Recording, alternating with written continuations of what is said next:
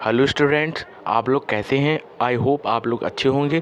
तो आज की क्लास की स्टार्टिंग होगी क्लास 9th की एनसीईआरटी से। और जो एनसीईआरटी सभी के प्रदेशों में अलग अलग चलती है, तो उसके बेस पर आप देख सकते हैं कि ये भारत सरकार के द्वारा चलाई जाने वाली एनसीईआरटी है। और एनसीईआरटी में 9th क्लास में किस टाइप से अभ्यास शुरू होगा, उसके लिए आज ये इंट्रोडक्शन क्लास हो सकती है। और साथ ही आपको बता दें कि यह वीडियो आपको बुक के साथ साथ और आपको नोट्स भी प्रोवाइड करेगी। तो शुरू करते हैं। कक्षा 9th गणित हिंदी मीडियम के लिए यह वीडियो बन रहा है, तो आप प्लीज़ इस वीडियो को पूरा अंत तक देखें ताकि आप लोग इंट्रोडक्शन क्लास को समझ सकें कि संख्या पद्धति को कैसे डिफ़ाइन किया जाता है और संख्या पद्धति क्या होती है। उसके लिए देखिए, हमारे पास कुछ नोट्स बनाए हुए हैं जिन पॉइंट्स के द्वारा आप लोग समझ पाएंगे कि संख्या पद्धति में कितने टाइप के नंबर्स आते हैं, और वह नोट्स के थ्रू ही आपको पता पाएगा। तो सबसे पहले संख्या पद्धति में देखिए, ये इंट्रोडक्शन क्लास है और इस इंट्रोडक्शन क्लास में आपको हम आज एक एक कर बताएंगे कि संख्या पद्धति कौन कौन सी नंबर्स होती हैं। तो शुरू करते हैं। देखिए, प्राकृत संख्याएं, ये प्राकृत संख्याएं आपकी डेली लाइफ में यूज होती हैं। यह प्राकृत संख्या का देखिए डेफिनेशन क्या लिखी हुई है। ये नोट्स अगर आप लोग पूरा का पूरा अपनी कॉपी पर उतारना चाहते हैं तो उतार सकते हैं, क्योंकि यह नोट्स आपको प्रॉपर बता सकते हैं कि नेचुरल नंबर यानी कि प्राकृतिक संख्या क्या है, पूर्ण संख्या क्या है। आगे भी जितनी भी संख्याओं के बारे में डिटेल दिया गया है वो भी हम बताते चलेंगे। तो सबसे पहले देख लीजिए, आपको बता दें नेचुरल नंबर के बारे में। देखिए, प्राकृतिक संख्या है, इसे इंग्लिश में बोलते हैं नेचुरल नंबर। ऐसी संख्या जो गिनने के काम आती है, अर्थात एक ऐसा एक से अनंत तक जाए, वह संख्या प्राकृतिक संख्याएं कहलाती हैं। जैसे n बराबर, अब n बराबर क्या है? ये n बराबर नेचुरल नंबर ही है। इंग्लिश में इसे नेचुरल नंबर बोलते हैं, इसलिए इसे n बराबर लिख देंगे। 1 2 3 4 आगे अनंत तक। ऐसे ही आ जाता है आपकी पूर्ण संख्याएं, आती कि इंग्लिश में बोलते हैं होल नंबर। ऐसी संख्या जो शून्य से शुरू होकर अनंत तक जाए, वह संख्या पूर्ण संख्याएं कहलाती हैं। जैसे अब W क्यों लिख दिया? W इसमें क्यों है? क्योंकि यह होल नंबर है। होल नंबर के ही कारण इसमें इसका प्रतीक ले लिया, और प्रतीक के कारण यह संख्या 0 से प्रारंभ होती है। इसकी देख लीजिए, परिभाषा में ही ऐसा लिखा है कि ऐसी संख्या जो शून्य से शुरू हो। तो यह संख्याएं शून्य से शुरू होती हैं। साथ में ही 2 पॉइंट लिखे हुए हैं, उसको भी आप नोट कर लेना। सभी पूर्ण संख्या धनात्मक, परिमेय एवं वास्तविक होती हैं।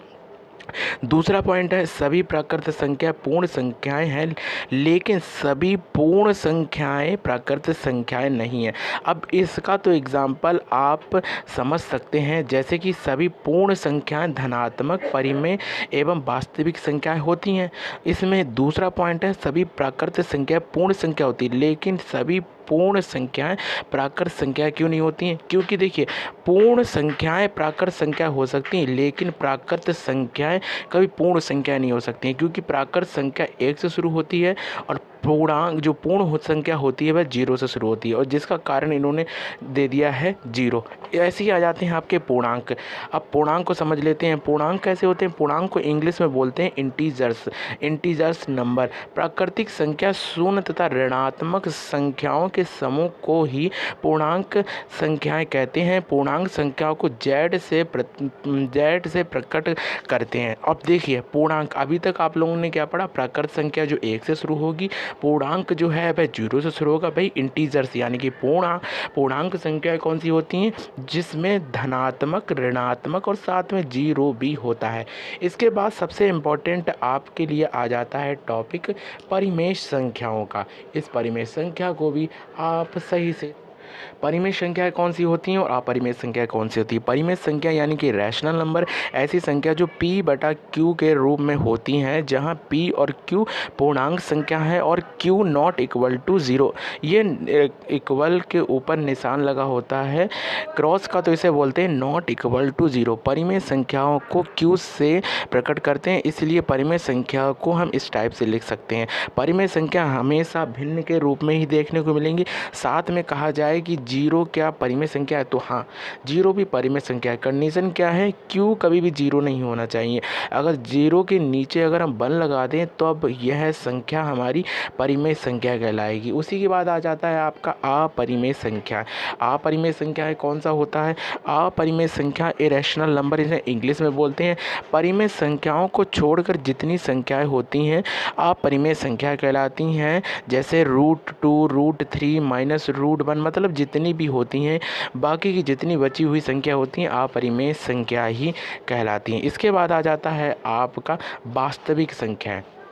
अब वास्तविक संख्या कौन सी होती हैं, इन्हें इंग्लिश में बोलते हैं रियल नंबर।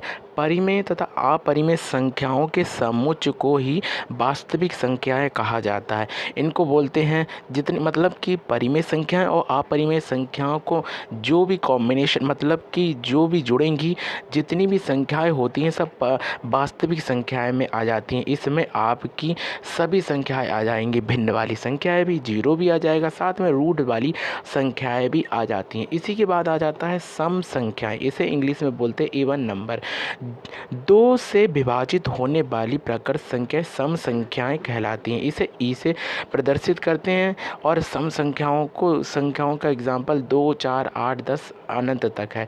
प्रसम संख्याएं को बोलते हैं ऑड नंबर। ये प्राकृतिक संख्या जो कि 2 से विभाजित नहीं, मतलब कि जो 2 से विभाजित हो उसे सम संख्या, जो 2 से विभाजित ना हो उसे विषम संख्या कहती हैं। भाज्य संख्याएं कौन सी होती हैं, ऐसी प्राकृत संख्या जो एक या अपने को छोड़कर अन्य संख्या से विभाजित हो भाज्य संख्या कहलाती है। मतलब कि जो एक या अपने से छोड़कर अन्य संख्या से विभाजित हो उसे क्या बोलेंगे, भाज्य संख्याएं। तो दूसरा आ जाता है आपका अभाज्य संख्या। अभाज्य संख्या वे होती हैं जो एक बेप्रकृत संख्या जो केवल एक या अपने से विभाजित हो, उसके अतिरिक्त मतलब किसी से विभाजित नहीं। जैसे 2 है, 2 1 से विभाजित हो जाएगा और स्वयं की संख्या से। 3 है, 3 स्वयं विभाजित हो जाएगा लेकिन किसी और संख्या से विभाजित नहीं होगा।